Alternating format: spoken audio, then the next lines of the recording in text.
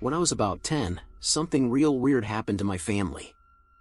We were all asleep, as usual, and I slept in the same room as my brother, and my mom with my father and younger brother. In the middle of the night, the safe in my parents' room starts going off, as if someone was playing with it. My parents didn't think much about it, went back to bed, and right as they did that, my brother's toys, the ones that had those children's songs, started playing music, without anyone touching it. They were a little freaked out, but it went away after a few minutes, so they went back to bed. However, in the morning, when my mom brought my brother to the shower, she saw a red handprint on his back that was too big to be hers but too small to be my father's. I saw the handprint, and it looked as though someone had slapped my brother, but nobody did and he slept quite well. My mom called her family, and told my grandparents about it. After a few phone calls, we found out that my paternal grandma died that night, while we were asleep. So our family came up with the explanation that my grandma wanted to see my newborn brother, so she paid us a little visit. Back when I was 21, I had a car that was about to die for real, so my boyfriend at the time took me car shopping.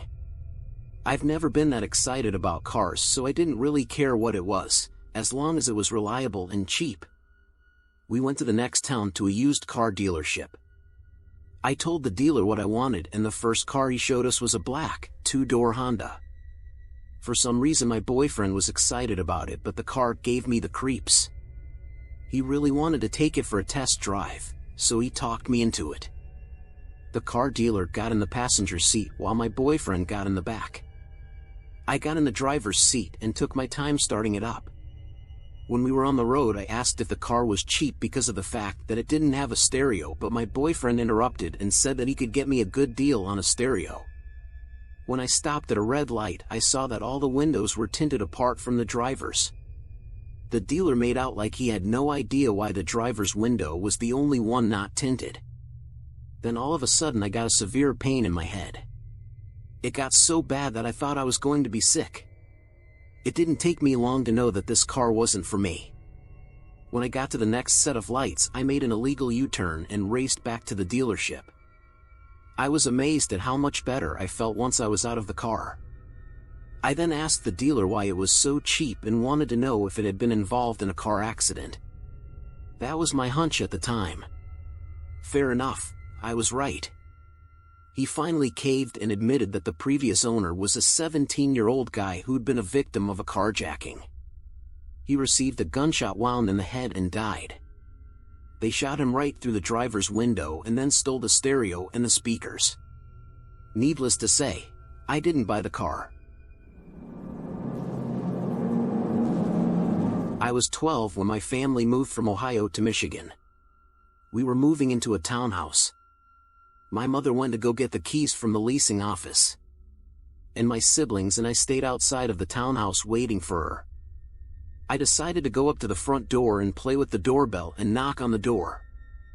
I wasn't expecting any trouble because no one was in there. However, after doing it a bunch of times, the door started to open. Reminding you, this is the door that was supposedly empty and locked. Hence why my mother went to go get the key in the first place. The door opened, and I saw an old white man looking down at me. He never said anything. He looked extremely peeved. His facial expression did not change. He had the most wrinkles I've ever seen on someone's face. And he looked extremely unhappy. I looked up at him and said, "I'm sorry. I didn't know anybody lived here." After I said that to him, he closed the door. My mother returned a few minutes later with the key. My siblings and I all went up to her panicking. We told her what happened. My mother had a look of fear on her face. Me and my siblings walked behind her as she walked up to the door. After she unlocked the door, we saw that the inside was empty. There was no old man.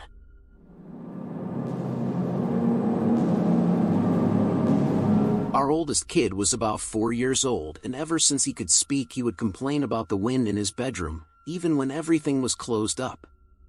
When he started sharing his bedroom with his little brother, things got worse. His little brother, 2 at the time, couldn't speak, but would cry a lot. It was difficult to get him to sleep, and he would wake up at least 5 times every night crying. This went on for about a year until we moved because of work. We prepared for the worst-case scenario, and expected little brother to cry even more. Surprise, he slept like a baby from the very first time, never cried again. After we lived in our new home for a couple of months, we went for a walk in the park one evening. Out of nowhere, Big Brother starts talking. "Do you remember in our old house that I couldn't sleep? That was because of the wind." He paused for a little while and then went on, "Little brother always cried because of the wind. He was scared of the wind. The wind always wanted to play hide and seek with us and wouldn't let us sleep. He would also wake us up to play. I don't know if he was a boy or a girl. He had boy clothes, but had long hair."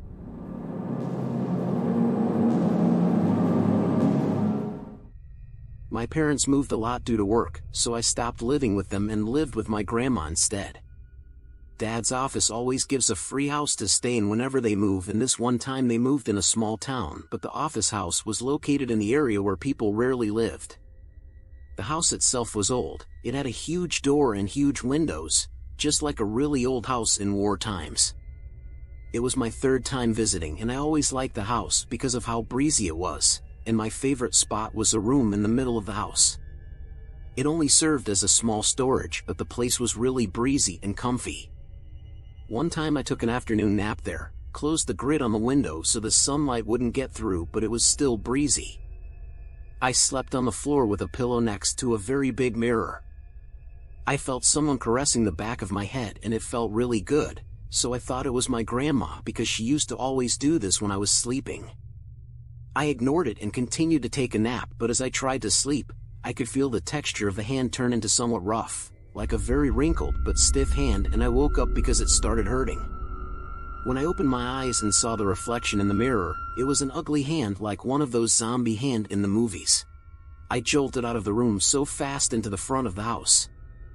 Then I remembered that my grandma wasn't even there to visit me.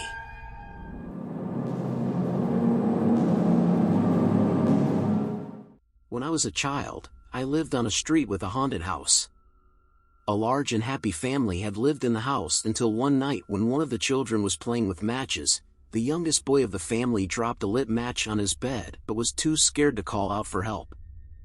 The boy was burned alive under his covers.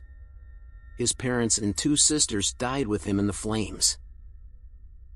One evening during a sleepover, my friends and I took turns trying to scare each other with ghost stories.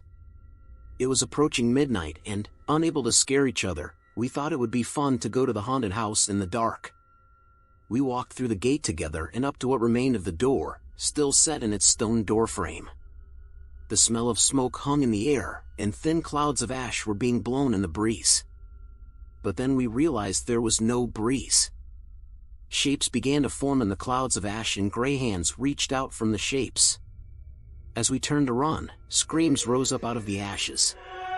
We started to run, thinking that as soon as we were clear of the house we would be safe. But the ash shapes and screams followed us. As we neared my home, the smell of burning was almost overwhelming. We piled through my front door, slamming it behind us, and ran up the stairs to my room, slamming that door tight. None of us expected to sleep, but the fear had exhausted us and we fell into a deep slumber. The next morning, we were all much braver. During breakfast, we talked about what happened and came to the conclusion that it was all our imaginations. We decided to walk back to the house in the daylight. I opened my front door and my mouth dropped in a silent scream. There, on the door, were 2 large round scorches high on the door, like someone had pounded on it with burning hands.